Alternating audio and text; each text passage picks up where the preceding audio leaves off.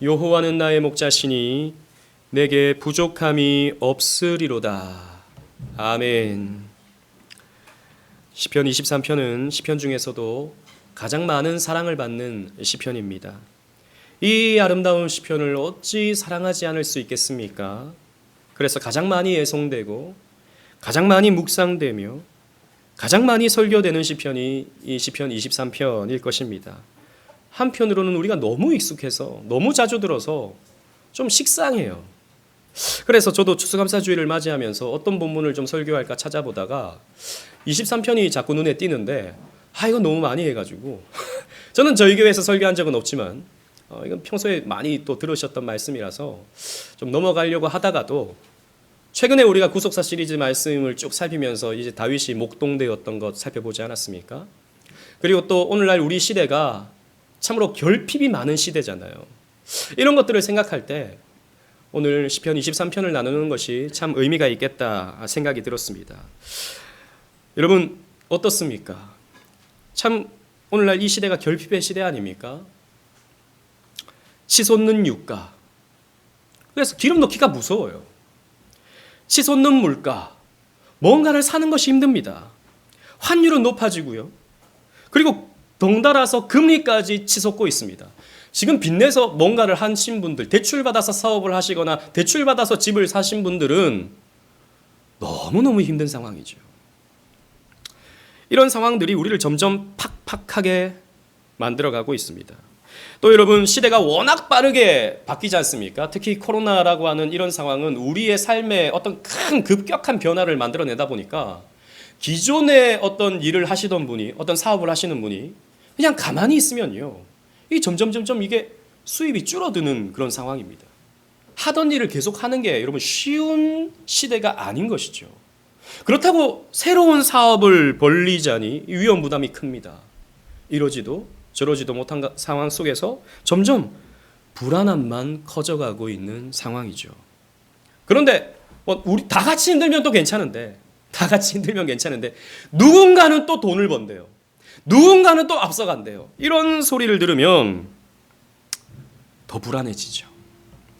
여러분, 젊은 청년들도 참 힘든데 기성세대들도 참 힘든 시대가 바로 오늘의 시대가 아닌가, 그런 생각이 듭니다. 또 어제 신문을 보니까 요즘 우리 젊은이들은 3포 세대를 넘어서 이젠 7포 세대라고 말한다 그래요. 더 나아가서는 이제 N포 세대.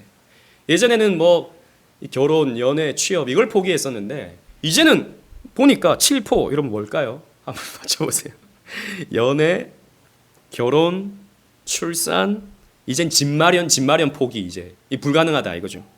경력 쌓는 이것도 포기, 취미 포기, 인간관계까지 포기하겠다. 누굴 만나서 대화하는 것조차도 이제는 쉽지 않다라는 것입니다.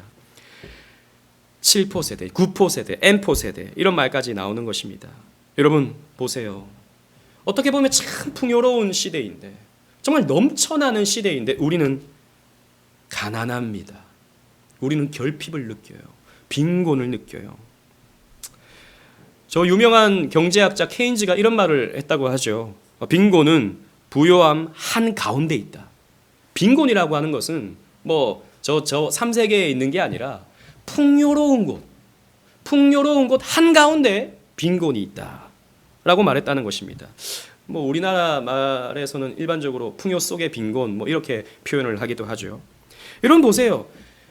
계속 쏟아져 나오는 신제품들. 여러분 그렇지 않습니까? 저는 자동차를 보면 그런 걸 느끼는 것 같아요. 그냥 잘 다닐 수 있어요. 좋아요. 괜찮아요. 아무 문제 없어요. 근데 신차가 옆에 지나가잖아요. 그럼 왠지 내 차가 좀 꾀지지하게 느껴지는 것 같은 그런 느낌 여러분 받아보지 않았습니까?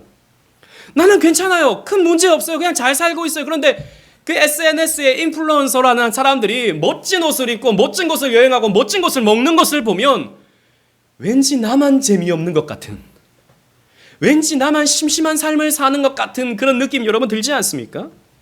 그런 것들 보면 와 좋다, 와 이런 데가 있어, 막 이렇게 놀라지만 한편으로는 초라한 자신을 보게 되죠.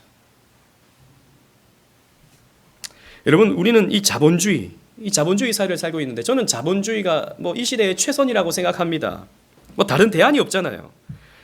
그런데 이 자본주의는 필연적으로 빈부의 격차를 만들어내고 그로 인해서 상대적 빈곤, 상대적 박탈감을 만들어냅니다. 그래서 우리는 끊임없이 가난해요. 괜찮은데 한편으로는 참 괜찮은데 끊임없이 결핍을 느껴요. 빈곤함을 느껴요. 부족함을 느끼죠. 때로는 비참함을 느낍니다. 세상은 그렇게 우리에게 어떻게 보면 윽박지르고 있어요. 너희는 비참해. 빨리 돈을 벌어. 빨리 성공해. 빨리 더 많은 것을 가져봐. 이 시대는요, 이 자본주의 시대는요, 우리에게 이렇게 윽박지르고 있다고요. 우리를 세뇌시키고 있죠. 이 세상은 우리에게 그렇게 설교하고 있습니다. 그런데 성경은 우리에게 어떻게 말하죠? 성경은 결코 성도가 비참한 존재가 아니라고 말하고 있습니다. 성도가 결핍되고 빈곤한 존재가 아니라고 말씀하고 있습니다. 성도는 부족함이 없는 존재라고 말씀하고 있다는 것이죠. 근데 이게 와닿지 않아요, 우리에게. 이 시대를 살아가는 우리에게 이 말씀은 우리에게 와닿지 않아요. 왜? 너무 결핍이 많으니까, 너무 빈곤하니까. 그러나 여러분, 오늘 말씀을 통해서 우리 깊이 한번 생각해 보십시다. 이 추수감사주의를 맞이하면서 우리가 얼마나 부요한 자인지, 얼마나 부족함이 없는 자인지 이 말씀을 통해서 우리 한번 깊이 한번 생각해 보십시다. 그래서 오늘 이 시간 진정한 감사가 우리의 인격에서 나올 수 있기를 소망합니다. 우리 하나님은요, 우리에게 목자가 되어 주십니다. 1절 말씀 우리 다 같이 한번 읽어볼까요? 1절입니다. 시작. 여호와는 나의 목자시니 내게 부족함이 없으리로다. 아멘. 다윗은 하나님이 자신의 목자가 되어 주신다라고 고백하고 있습니다. 그렇다면 다윗 자신은 하나님의 양이 되는 것이죠. 나는 주님의 양이다. 누구보다도 다윗은 양치는 목자의 역할을 잘 알고 있습니다. 왜냐하면 다윗이 전직 목자였기 때문이죠. 지난번 형들이 이제 사무엘에게 어떤 면접을 볼 때 다윗만 빠져서 양을 치고 있었습니다. 누구보다도 목자의 역할을 잘 알고 있어요. 그런데 양이라고 하는 동물의 특징 여러분 많이 들어보셨을 것입니다. 이 양은요, 눈이 나쁘답니다. 멀리 보질 못해요. 제가 양떼 목장 이런 데 가서 눈을 가만히 봤거든요. 가만히 보니까 눈동자가 엄청 무섭게 생겼더라고요. 보통 이제 눈동자가 동그랗거나 아니면 이제 고양이는 좀 뾰족하거나 그렇잖아요. 근데 양은요, 이게 직사각형으로 옆으로 이렇게 퍼져 있더라고요. 그래서 양은 멀리 보지 못한대요.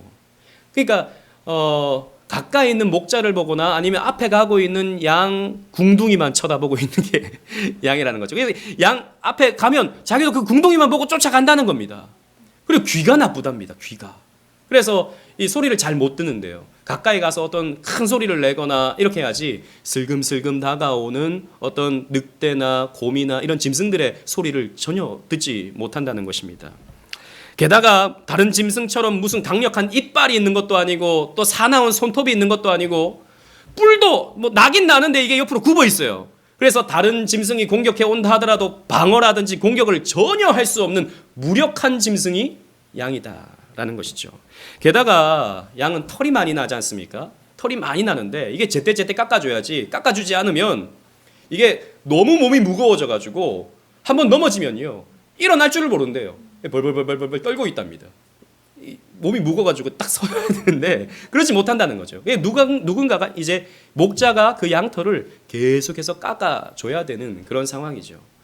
한마디로 말하면 이 양은요 목자 없이는 살 수가 없어요. 목자가 지켜주고 목자가 인도해주고 목자가 양털을 깎아줘야 살아갈 수가 있지 목자가 없으면 살 수가 없다라는 것입니다. 그런 면에서 다윗은 이렇게 고백하는 것입니다.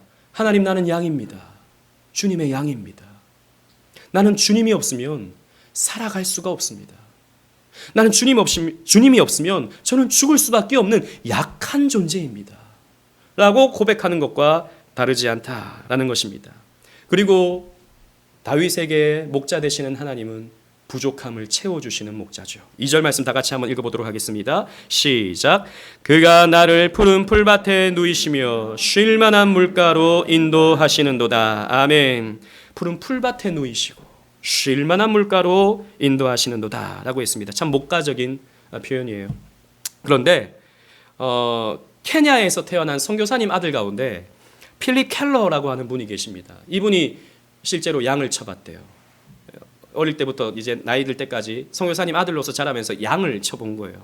그러면서 이 2절 말씀을 보면서 풀밭에 눕는 이 양을 생각해 보면서 아, 다윗은 이런 감정으로 하나님을 노래했구나 라는 생각을 했다는 것입니다.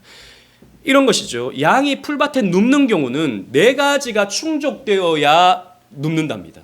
이 필립 켈러가 양을 키워보니까 그렇대요.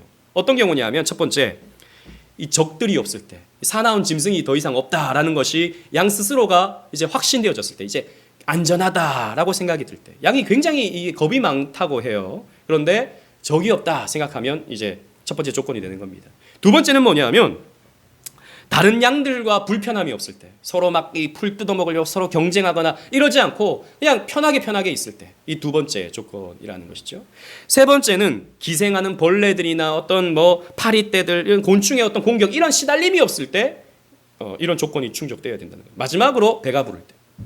그러니까 이 양이 누울 때는 아, 이제 다 이루었다 하면서 눕는 거예요. 누울 때는 이 4가지 조건이 충족되어야 눕더라라는 것입니다. 무슨 말이죠? 그러면서 이제 이 필립 켈러는 생각하는 겁니다. 아, 다윗은 하나님으로 채워졌구나. 충족되었구나. 하나님이 그에게 먹을 것을 주시고 그를 지켜주시고 보살펴 주셨기에 이제 그는 눕는 거구나 라고 생각이 들더라라는 것입니다. 그렇습니다, 여러분.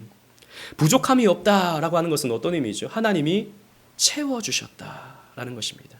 여러분, 그렇지 않나요? 여러분들이 느끼는 결핍은 뭐죠? 대부분 상대적 박탈감이죠. 상대적 궁핍이죠.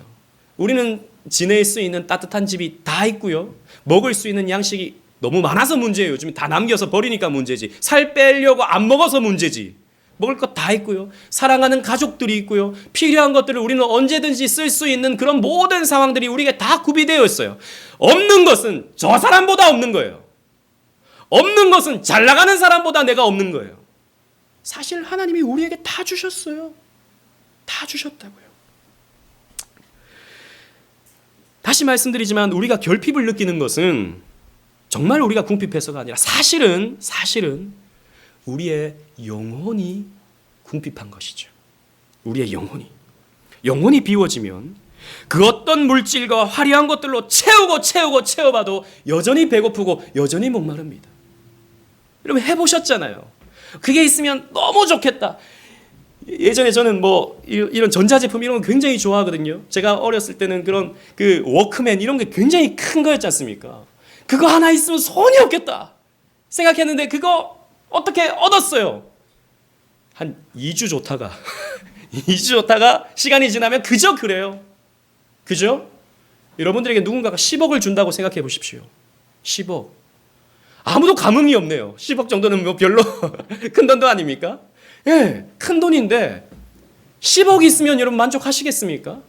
아니요. 서울에 집 한 채도 못 사요, 요즘에. 100억이 있다면 이건 좀 크네요. 아무튼 여러분 아무리 채워봐도 우리의 영혼이 배고프면 여전히 배고픕니다. 여전히 궁핍합니다. 그래서 다윗이 이렇게 고백하는 거예요. 3절 다 같이 한번 읽어보겠습니다. 3절 시작. 내 영혼을 소생시키시고 자기 이름을 위하여 의의 길로 인도하시는도다. 내 영혼을 소생시키시고 라고 하고 있죠. 내 영혼을. 다윗의 어떤 외적인 것도 외적인 것이지만 그 영혼이 소생되는 거예요. 여러분, 재밌는 것은 이 소생하다라고 하는 표현의 히브리어를 보니까 슈브라고 되어 있어요. 슈브. 이 슈브라는 말은 어떤 말이냐면 돌이키다.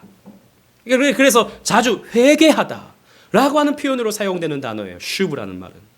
그러니까 그 영혼이 되살아나다. 그 영혼이 죽었다가 다시 살아나다. 그 영혼이 돌이켜졌다. 그런 의미로 이 표현이 사용되고 있다라는 것입니다. 원문에 충실하게 해석하면 내 영혼을 돌아오게 하셨다라는 것이죠.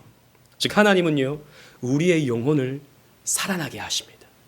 우리의 영혼을, 비워졌던 우리의 영혼을 다시 채워주시는 분이 우리 하나님이시다라는 것입니다. 그래서 죽은 영혼을 살리심으로 하나님께 돌아오게 하시는 영혼의 목자가 되신다라고 다윗은 이렇게 고백하고 있는 것이죠. 이 말씀이 너무나도 중요합니다. 우리의 영혼을 소생시킨다라고 하는 이 말씀이 너무 중요해요. 왜냐하면 여러분 이 신학자들은요, 이 시편 23편을 이해하기 위해서는 앞에 있는 22편과 뒤에 있는 24편을 함께 엮어서 이 본문을 볼 줄 알아야 된다라고 주장을 합니다. 왜냐하면 여러분 보세요. 시편 22편의 내용이 어떤 내용이죠? 여러분 주보에 있습니다. 시편 22편 1절을 우리 다 같이 한번 읽어보도록 하겠습니다. 시작. 내 하나님이여 내 하나님이여 어찌 나를 버리셨나이까 어찌 나를 멀리하여 돕지 아니하시오며 내 신음소리를 듣지 아니하시나이까. 아멘. 여러분 어디서 많이 본 것 같은 구절 아닙니까? 여러분들에게 익숙한 구절 아닌가요? 그렇습니다. 예수님께서 십자가에 달리셨을 때 이 시편 22편을 암송하셨죠. 엘리 엘리 라마 사박다니 나의 하나님 어찌하여 나를 버리셨나이까 라고 예수님께서 외치셨어요. 여러분 예수님께서 십자가상에서 어떻게 되신 것입니까? 실제로 버려지셨어요. 성부 하나님으로부터 버려지셨어요. 성부 하나님으로부터 단절되셨다고요. 그래서 예수님의 육신과 예수님의 영혼이 버려지셔서 지옥의 고통을 당하셨다고요. 이게 왜 중요하냐면 예수님께서 그렇게 버려지심으로 말미암아 예수님께서 그렇게 비워지심으로 말미암아 시편 23편으로 오는 거예요. 여러분 원래 성경은 이 장과 절이 없잖아요. 원래 성경은 이게 나중에 이제 1500년대, 1600년대 가서 장절과 장절이 나뉘어지거든요. 후대 사람들이 그 편의에 따라서 이렇게 나눈 거예요. 원래는 같이 보는 거거든요.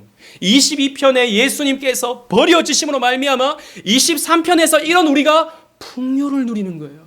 예수님께서 그 영혼이 지옥까지 버려지심으로 말미암아 우리가 어떻게 됩니까? 다시 살아나는 겁니다.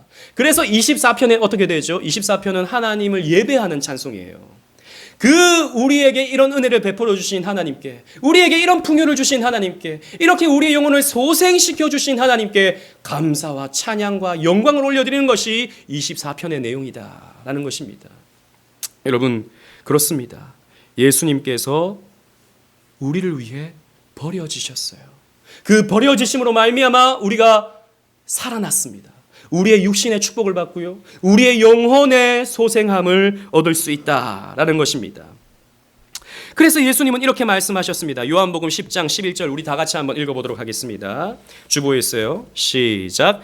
나는 선한 목자라 선한 목자는 양들을 위하여 목숨을 버리거니와. 아멘. 예수님은 나는 선한 목자다 라고 말씀하셨어요.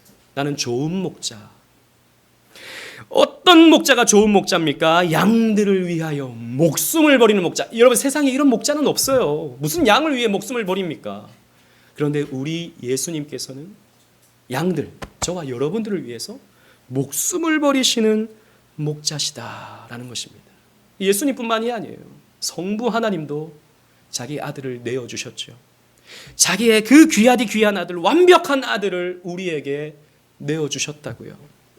최근에 이태원 사태로 인해서 자식을 잃은 부모의 마음을 여러 이런 글들을 통해서 나타내는 것을 봤습니다. 그러다가 우연히 제가 신문을 보다가 박완서님의 글을 인용하는 것을 봤어요. 여러분 박완서 소설가 아시죠? 저도 예전에 20대 때 그 박완서님의 그 소설 굉장히 많이 읽었었는데요. 이분은 대한민국의 대표적인 소설가죠. 그리고 작가이기도 하고요. 이분은 1988년도에 남편을 잃으셨습니다. 근데 남편을 잃고 바로 그 해에 자기 아들도 잃었어요. 88년 8월 30일 날 교통사고로 자기 아들을 잃었습니다. 아들이요 서울대 의대를 졸업하고요. 그리고 마취과 레지던트로 일을 하고 있었을 때였어요. 그러니까 누가 봐도 장래가 창창한 그런 아들이었던 것이죠. 박 작가님은 그 사고로 인해서 말 그대로 절망합니다. 남편이 죽은 것도 남편이 죽은 것인데 아들을 한꺼번에 잃으니까 이분이 하나님에 대한 그 어떤 분노, 하나님에 대한 어떤 그 절망 이런 것이 너무 큰 거예요. 그럼 그렇게 되지 않겠습니까? 우리 이해할 수 있잖아요. 그래서 하나님께 질문을 막 던집니다. 그때 그 하나님께 던졌던 그 질문들을 이제 일기로 썼어요. 그리고 일기로 쓴 것을 나중에 책으로 출판했는데 그 책이 한 말씀만 하소서라는 책이에요. 그 책에 이런 글귀가 있습니다. 참 눈시울을 붉히게 만드는 문구가 있는데요. 잘 들어보십시오. 아들이 내 속을 썩이거나 실망시킨 일을 생각해내려고 애를 쓴다. 하다못해 남에게 흉을 잡힌 일이나 좋지 못한 버릇이라도 생각해낼 수 있다면 다소 숨통이 트일 것 같다. 이 비참한 자구 노력도 허사가 되고 만다. 그 애는 완벽했다. 그 애가 한 짓 중 사랑스럽지 않은 것은 어쩌면 단 한 가지도 없단 말인가. 그 애가 완벽했다는 사실은 그 애를 잃은 상실감 또한 천벌처럼 완벽하게 한다. 아무리 생각해도 그 아이에 대한 나쁜 기억을 떠올리려고 해봐도 하나도 기억이 나지 않는 거예요. 오히려 좋은 기억만 자꾸 나는 거예요. 그 애가 얼마나 완벽한지 그런 생각만 떠오르는 거예요. 그러니까 그 아이를 잃어버렸다는 생각 자체가, 그 고통 자체가 너무 완벽한 거예요. 그 고통이. 여러분 공감하실 수 있겠죠? 제가 왜 이야기를 하는지 여러분 대충 이해가 되실 겁니다. 여러분 그렇습니다. 성부 하나님은 자기의 아들을, 그 완벽한 아들을 우리를 위해 내어주셨어요. 여러분 아무리 박완서님의 아들이 완벽했다 한들 예수님만 하겠습니까? 예수님은 정말이지 완벽하디 완벽한 아들이십니다. 그런데 성부 하나님은요, 우리를 소생시키기 위해서, 우리에게 영생을 주시기 위해서 자기의 아들을 희생시키셨다고요. 그 완벽한 아들이라면 그 아들을 잃는 성부 하나님의 고통 또한 완벽한 고통이 되는 것입니다. 우리를 위해 내어주셨어요. 그런데 우리는 어떻습니까? 우리는 이것만으로 만족하지 못해요. 하나님께서 자기의 아들을 주셨는데, 그래서 이 땅에서의 삶과 영생의 삶을 보장해 주시는데 우리는 당장 아니요 하나님, 내 눈앞에 보이는 어떤 돈을 주십시오. 내 눈앞에 보이는 성공을 주십시오. 내 눈앞에 보이는 건강을 주십시오. 영생 이런 건 너무 멀리 있잖아요. 너무 막연하잖아요. 당장 눈앞에 보이는 그거, 나 그걸 원합니다 라고 어리석은 요구를 우리는 하고 있다는 것이죠. 전부를 주셨는데, 완벽을 주셨는데 아무리 채워봐도 가난해지는 그것을 우리는 구하고 있다. 어리석은 구함입니다. 바울은 이렇게 말해주고 있어요. 골로새서 2장 6절 다 같이 한번 읽어보도록 하겠습니다. 시작. 그러므로 너희가 그리스도 예수를 주로 받았으니 그 안에서 행하되. 아멘. 너희가 그리스도를 주로 받았다. 우리는 그리스도를 나의 주로, 나의 목자로, 나와 함께 하시는 하나님으로 받았습니다. 뭐가 더 부족하죠? 뭐가 더 부족합니까?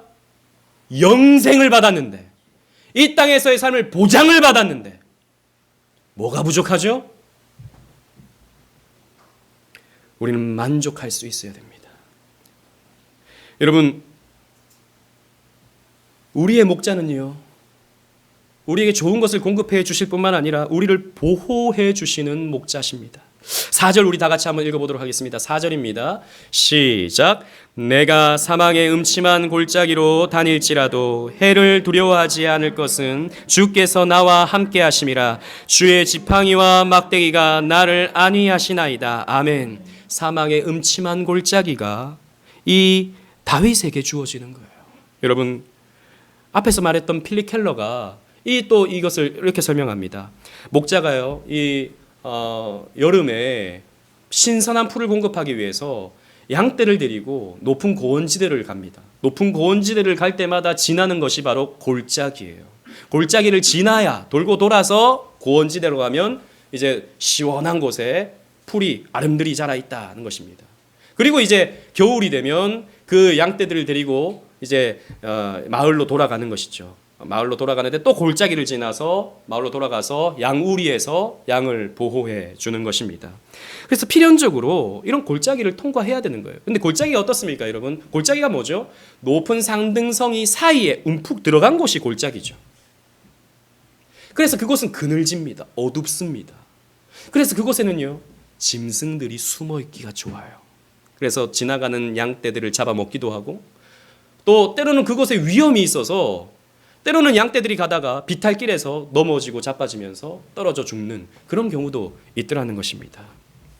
다윗은 자신의 인생을 생각해 볼 때 이런 사망의 음침한 골짜기를 겪을 때가 있었다라는 것입니다. 내려갈 때가 있는 것이죠. 내려갈 때가 있는, 하나님이 여러분들을 낮추실 때가 있는 것입니다. 여러분들도 인생 가운데 항상 올라가지만 않아요. 내려갈 때가 있습니다. 죽을 것 같은, 너무 어두워서 무서운, 앞길이 보이지 않는 이런 사망의 음침한 골짜기가 우리 믿는 사람들 가운데서도 나타난다라는 것입니다. 그래서 여러분, 오늘 이 시간 예배에 참석하신 분들 가운데서도 이런 길을 걸어가고 있는 분들이 있지 않으시겠습니까?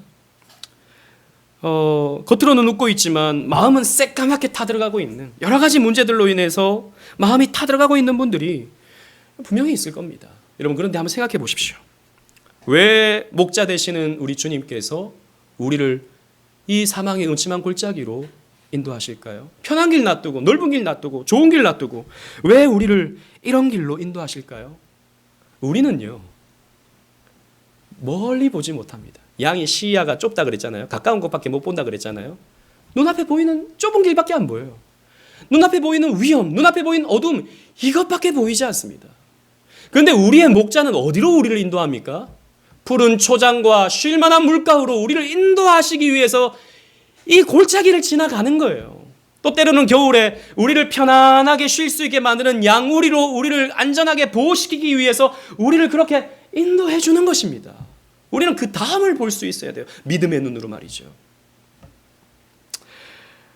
그래서 여러분, 우리는 지금 나에게 닥치는 이런 불안, 나에게 닥치는 어려움, 나에게 닥치는 이런 위험, 이런 것들을 우리가 만날 때 여러분 너무 두려워하지 마십시오. 그 다음을 보십시오. 믿음의 눈으로 그 다음을 보십시오. 우리에게는요, 위대한 목자가 있습니다. 그래서 우리를 푸른 초장과 쉴만한 물가로 인도해 주시고요, 안전한 양우리로 인도해 주십니다. 그런데 여러분, 이 목자에게 들려져 있는 두 개의 무언가 도구가 있습니다. 무엇이죠? 지팡이와 막대기가 있어요. 이 사망의 음침한 골짜기를 지날 때요, 이 늑대나 여우 그리고 곰 등이 숨어 있다가 이 짐승들이 양을 노린다는 것이죠.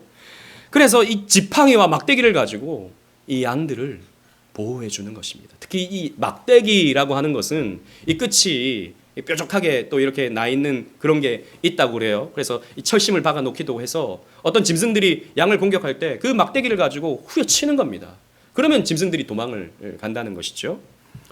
또 이 지팡이 같은 경우는 이 큰 지팡이를 들고 이 목자가 다니면서 양들이 그 지팡이를 보는 거예요. 가까이 있는, 저기 목자가 있다라고 생각하면서 이렇게 지팡이를 보면서 따라가는데, 근데 이 지팡이의 기능이 또 뭐 보여주기만 하는 것이 아니라 이 양들이 이 좁은 길을 지나다가 비탈길에서 넘어질 것 같으면 어떻게 합니까? 양을, 그 지팡이를 가지고 한 대 때려주는 거예요. 그리고 엉뚱한 길로 막 가고 있으면 한 대 때려주는 거죠. 그럼 양이 아프다고 막 하겠죠. 근데 그렇게 해야 어떻게 됩니까?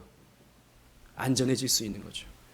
그렇게 해야 이 양은요, 목적지로 갈 수가 있는 것입니다. 여러분, 하나님이요, 우리를 그렇게 징계하실 때가 있어요.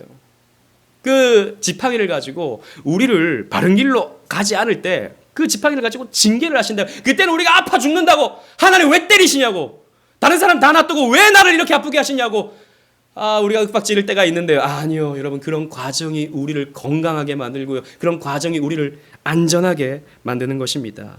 그래서 여러분, 우리는 이 지팡이와 막대기를 가지신 이 목자를 따라서 계속 따라가다 보면 우리는 안전한 길로 갈 수 있게 되는 것이죠. 뿐만 아니라 우리에게 승리를 줍니다. 5절 다 같이 한번 읽어보도록 하겠습니다. 5절입니다. 시작. 주께서 내 원수의 목전에서 내게 상을 차려주시고 기름을 내 머리에 부으셨으니 내 잔이 넘치나이다. 아멘. 원수의 목전에서 상을 차려준다. 옛날에 이 상 그랬을 때 저는 그 프라이즈, 그 상이라고 생각했거든요. 금상, 대상 그게 아니고 밥상, 진수성찬, 이것을 말해주고 있는 거예요. 그리고 원수들 보는 앞에서 진수성찬을 막 먹는 겁니다. 원수들은 배가 쫄쫄 굶어가고 있는데 나는 진수성찬을 먹는 거죠. 그럼 원수들이 어떻게 했습니까? 야구르죠. 더 배고프죠. 이건 뭡니까? 하나의 승리를 보여주는 겁니다. 하나님께서 우리를 인도해 주셔서 결국 우리에게 어떻게 하시는가?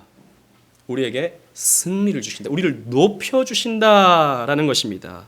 그리고 기름으로 우리를 바르셔서 향기롭게 하시고 우리의 잔에 포도주를 넘치도록 부어주십니다. 다윗의 인생 가운데 대적들이 있었죠. 다윗을 조롱하는 사람들, 시므이라든지 사울이라든지 아히도벨 같은 사람들, 다윗을 막 조롱하고 다윗을 비난하고 했던 사람들입니다. 근데 이런 사람들이 결국에는 어떻게 됐죠? 사울 자살해 죽었습니다. 아히도벨 마찬가지로 자살해 죽었습니다. 시므이 비참한 죽음을 당합니다. 그들은 낮아지고요. 다윗은 어떻게 됩니까? 위대한 왕이 됩니다. 높아지게 됩니다. 그래서 원수들 앞에서 밥상을 잔뜩 차려놓고 그 풍성한 밥상을 먹게 된다라는 것입니다. 그래서 여러분, 우리 믿는 사람들의 끝은 승리입니다. 고린도전서 15장 57절에 우리 주 예수 그리스도로 말미암아 우리에게 승리를 주시는 하나님께 감사하노니라고 했어요. 여러분, 오늘의 삶이 힘듭니까? 오늘의 삶이 지칩니까? 조금만 인내해 보십시오. 조금만 참아 보십시오. 여러분들에게 승리의 미래가 다가오고 있다는 사실을 기억하십시오. 반드시 오게 되어 있습니다. 하나님이 우리를 그렇게 내버려 두지 않으십니다. 우리가 승리하는 까닭은 우리가 잘해서가 아니에요. 예수님께서 이미 그분께서 승리하셨기 때문에 그 승리를 우리에게 나눠주시는 것입니다. 여러분, 오늘 밤부터 뭐 하는지 아세요? 오늘 밤부터 월드컵 합니다. 아무도 관심이 없으시네요. 저는 축구 보는 거 되게 좋아하거든요. 하지는 못하는데 축구만 하면 개발이냐 뭐 이런 말 들어가지고 별로 하지는 못하는데 축구 보는 건 되게 좋아하거든요. 참 저에게 힘든 시기가 다가왔어요. 이거 피곤해질 것 같아요. 목요일 날 우루과이전을 하지 않습니까? 우루과이전을 이렇게 보면 아마도 막 우리 막 마음 졸이면서 볼 거예요. 과연 한 골을 누가 넣을 것인가? 황희찬이 넣을 것인가? 손흥민이 넣을 것인가? 가슴이 조마조마하고 막 우루과이가 한 골 넣으면 16강 끝났다 이거. 그렇게 생각하지 않겠습니까? 결과를 모르면요 불안해요. 결과를 모르면 조마조마합니다. 그게 스릴이기도 하지만 아무튼 불안합니다. 근데 우리는 우리 인생의 스코어를 알아요. 우리 인생의 끝을 압니다. 우리 끝이 뭐라 그랬죠? 승리입니다. 우리의 인생의 끝은 해피엔딩입니다. 그러므로 여러분, 우리는 조금 여유롭게 볼 수 있어요. 경기가 끝난 다음에 경기 결과를 알고 하이라이트를 보면 아무런 긴장감은 없죠. 그러나 마음 편하게 볼 수 있습니다. 우리 인생을 좀 더 그렇게 마음 편하게 우리는 살아갈 수 있게 되는 것입니다. 우리는 보장된 승리를 얻는다라는 거죠. 그리고 마지막으로 하나님께서 우리를 늘 따르시면서 우리와 늘 함께 하십니다. 6절 말씀 다 같이 한번 읽어보도록 하겠습니다. 시작. 내 평생의 선하심과 인자하심이 반드시 나를 따르리니 내가 여호와의 집에 영원히 살리로다. 아멘. 여기 따르리니라고 하는 표현이 참 재밌습니다. 이 따르리니라고 하는 이 말은요 히브리어로 라다프라는 말인데, 이 말은 단순히 그냥 쫄래쫄래 따라가는 게 아니라 어떤 의미냐면 추격하다라는 뜻을 가지고 있어요. 지난번 독서 모임할 때 우리 방정환 집사님이 이 표현을 두고 은혜를 받았다고 그렇게 말씀하셨는데 그렇습니다. 존 파이퍼 목사님은요 이렇게 표현합니다. 마치 경찰차가 빨강 파랑색의 쌍불을 켜고 추적하듯이 하나님의 선하심과 인자하심이 성도의 평생을 추격한다라는 것입니다. 여러분, 이 말씀이 어떤 의미입니까? 하나님이 결코 우리를 놓치지 않으시고 하나님이 결코 우리를 잃어버리지 않으시고 우리를 결코 포기하지 않으신다라고 하는 그런 의미죠. 때로는 우리가 연약해서, 때로는 우리가 하나님 앞에 믿음이 없어서 이렇게 저렇게 낙심하고 교회 나가는 것이 힘들고 예배하는 것이 괴롭고 지치고 이런 상황이라 한다 하더라도 하나님이 여러분들을 포기하지 않으십니다. 하나님의 은혜가 여러분들을 추격한다라는 것이죠. 예수님의 비유 가운데 한 마리 잃어버린 양을 여러분 아실 것입니다. 한 마리의 잃어버린 양이 없어졌습니다. 근데 목자는 그걸, 여러분 99마리가 있는데 이게 중요하지 무슨 한 마리가 중요합니까? 그런데 99마리를 내버려 두고 한 마리 양을 추격합니다. 우리의 목자께서. 그리고 그 양이 수풀에 걸려있건 낭떠러지에 걸려있건 그 양을 찾아서, 반드시 찾아서 그 양을 어깨에 메고 돌아오죠. 우리의 목자가 그런 목자입니다. 그래서 여러분 우리 교회라고 하는 조직은 무시무시한 조직입니다. 들어올 땐 들어와도 나가는 건 못 나가요. 여러분이 나가고 싶어도 못 나갑니다. 여러분 요나를 보십시오. 요나가 하나님의 낯을 피해서 저 멀리 다시스를 향해서 배를 타고 갑니다. 하나님이 삐뽀 추격을 하십니다. 그리고 어떻게 하십니까? 그 지중해를 흔들어 버리셔요. 지중해를. 요나 내놔라! 요나 내놔라! 흔들어 버리십니다. 그리고 큰 물고기를 준비하셔서 요나를 덥석 잡아먹어 버리시죠. 그리고 하나님이 가라고 하는 니느웨로 갈 수밖에 없게 만들어 버리십니다. 우리 하나님이 이런 하나님이세요, 여러분. 도망갈 생각하지 마세요. 아유, 좀 쉬어야겠다. 아유, 요즘 너무 힘드니까 당분간 3달만 좀 쉬어야겠다. 그렇게 생각하지 마십시오. 여러분들은 나갈 수가 없어요. 최근에 금쪽 같은 내 새끼라는 TV 프로그램을 제 아내랑 봤습니다. 저 잘 안 보는데 한 번 보면 끝까지 봐야 돼요. 봤는데 어떤 애가 너무 욕을 많이 하는 거예요. 그 TV에 나오는 애들 보통 애들 아니잖아요. 욕을 하는데 이게 무슨 아이들의 욕이 아니에요. 이건 어른들이 하는 욕을 하는 거예요. 어른들이 쓰는 가장 영화에서도 가장 19세에 나오는 그런 영화에 나오는 욕 있잖아요. 우리가 함부로 담을 수 없는 그런 욕. 그런 걸 얼마나 하는지 애가 찰지게 욕을 해요. 이게 친구한테만 하는 게 아니라 선생님한테 욕을 하고 엄마한테 욕을 하고 어른들한테 욕을 합니다. 그러니까 이 감당을 못 하는 거예요, 애를. 그리고 뭐 욕하지 말라고 애를 좀 붙잡아 놓으면 폭력을 막 쓰고 난리가 나는 겁니다. 그래서 하다못해 교감 선생님이 방송사에 연락을 해가지고 이 아이를 좀 어떻게 좀 바꾸고 싶은데 좀 해달라 해서 상담을 하는 거예요. 그러니까 나중에 이제 그 오은영 박사님이 이렇게 물어봅니다. 엄마한테. 혹시 이 아이에게 어떤 상처되는 말을 해본 적이 없냐? 이렇게 물어봅니다. 보통 그런 경우가 많잖아요. 그런데 엄마가 그런 말을 했다는 거예요. 애가 워낙 좀 별나니까, 워낙 에너지가 넘쳐가지고 애를 감당하기가 힘드니까 이렇게 말을 했다 그래요. 얘야, 이혼을 해가지고 내가 너를 더 이상 감당할 수가 없다. 아빠랑 살았으면 좋겠다. 이렇게 말을 했다 그래요. 너무 힘드니까. 그럴 수 있잖아요. 근데 애가 그때 충격을 받은 거예요. 아, 내가 버려질 수 있구나. 내가 버려진다면 그러면 나는 힘을 길러야겠다. 라고 생각을 한 거예요. 그러니까 힘이라는 게 뭐냐? 어른들이 힘을 가지고 있다. 어른처럼 해야겠다. 라고 생각하면서 어른이 쓰는 말, 어른이 하는 행동, 그 가운데서도 힘세다고 보이는 그런 어른들의 행동들을 애가 흉내내는 거예요. 그러니까 그 다음부터 제가 보여지는 그 아이의 그 욕설과 하는 행동들이 뭘로 보여지냐 하면 나 버려지기 싫다. 나 살고 싶다. 라고 하는 몸부림처럼 보이는 거예요.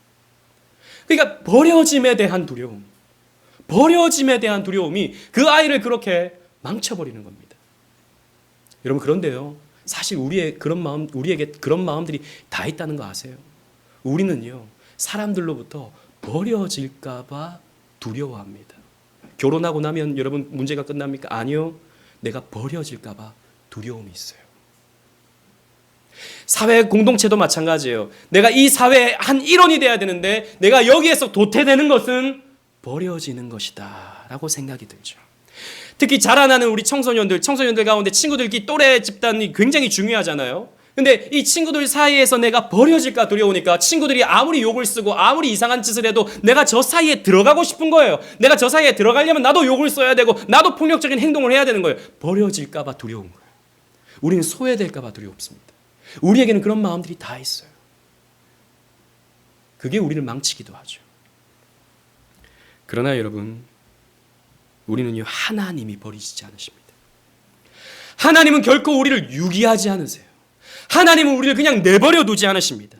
하나님은 우리를 소외시키지 않으세요. 하나님께서 끝까지 우리를 추격하시면서 우리와 함께 하십니다. 우리가 아무리 하나님이 싫어서 하나님의 낯으로 피한다 하더라도 하나님은 또 끝까지 추격하셔서 우리 옆에 계시는 분이 우리 하나님이십니다. 다윗은 이렇게 고백하죠. 시편 139편 7절 8절 우리 다 같이 한번 읽어보도록 하겠습니다. 시작. 내가 주의 영을 떠나 어디로 가며 주의 앞에서 어디로 피하리이까. 내가 하늘에 올라갈지라도 거기 계시며 스올에 내 자리를 펼지라도 거기 계시니이다. 아멘. 다윗이 이렇게 고백하는 거예요. 내가 어디를 가도 주님께서 나를 떠나시겠습니까? 내가 하늘에 올라갈지라도 거기 계시고, 내가 심지어 스올 지옥까지 내려간다 하더라도 주께서 따라오실 것입니다. 내가 새벽 날개치며 바다 끝에 거한다 할지라도 주가 거기 계실 것입니다. 라고 다윗은 노래하고 있는 것이죠. 그래서 하나님은 여러분들을 결코 놓치지 않으시고 포기하지 않으세요. 그리고 여러분들을 반드시 푸른 초장과 쉴만한 물가로 인도하시고 후한 상을 차려주실 것입니다. 말씀을 맺겠습니다. 존 메가더 목사님이 설교집에 이런 예화를 이렇게 담아놓은 것을 제가 보고 참 그때 은혜를 받았어요. 20세기 초에 청중 앞에서 낭독을 부탁받은 한 배우가 무대 응접실에 앉아 있었습니다. 그는 자리에서 일어나서 관중석을 향해 품위 있게 말했습니다. 그때 당시에는 뭐 이런 여러 이런 뭐 시낭송하는 뭐 이런 콘서트 이런 게 있었던 것 같아요. 이렇게 요청을 하는 거예요. 여러분들이 원하시는 내용이 있다면 무엇이든지 제가 낭독해드리겠습니다. 앵콜 하는 시간인 것이죠. 뭐 그래서 무엇이든지 낭독해드리겠습니다. 선뜻 나서는 관객이 없었어요. 그런데 관중석 뒤에 어떤 나이든 노인이 일어서더니 시편 23편을 듣고 싶습니다 라고 말했다는 겁니다. 배우가 당황했어요. 뭐 이 자리가 무슨 예배하는 자리도 아니고 뭐 그냥 시를 읽는 그런 장소였는데 시편 23편을 읽어달라고 하니까 당황했던 거죠. 그래도 약속은 한 거니까 이 배우도 그 시를 시편 23편을 잘 알고 있으니까 낭독을 했습니다. 청산유수처럼 낭독을 했어요. 표현도 완벽했고 발음도 나무랄 데가 없었어요.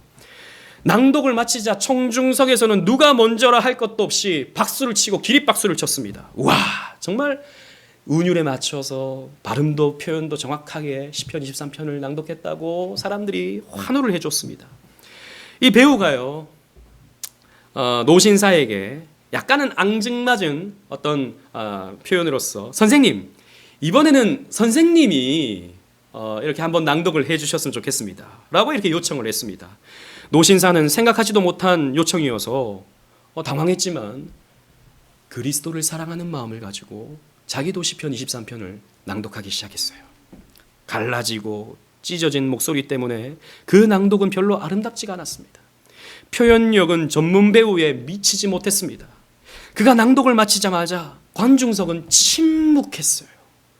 그러나 사람들의 눈가에는 눈물이 촉촉히 적셔져 있었습니다. 관중석의 기운을 감지한 배우가 자리에서 일어나서 이렇게 말했습니다. 신사숙녀 여러분, 제가 여러분들의 눈과 귀를 사로잡았다면 이 신사분은 여러분의 마음을 사로잡았네요. 저는 시편 23편을 알고 있었지만 이 신사분께서는 이 목자를 알고 계시는군요. 이렇게 말을 했다고 합니다. 여러분 시편 23편을 알고 있습니까? 아니면 이 목자를 알고 계십니까? 이 목자를 안다면 여러분들은 반드시 이렇게 고백하실 수 있을 것입니다. 내게 부족함이 없으리로다. 우리를 인도하시는 목자, 우리를 보호하시고 끝까지 사랑하시는 목자, 우리의 이름을 아시며 우리를 위해 목숨까지도 내어주시는 목자, 이 선한 목자 앞으로 나오십시오. 이 선한 목자 앞으로 나오십시오. 이 선한 목자의 품에 안겨서 내게 부족함이 없으리로다 라고 고백할 수 있는 저와 여러분들 되시기를 주님 이름으로 축원합니다. 아멘. 우리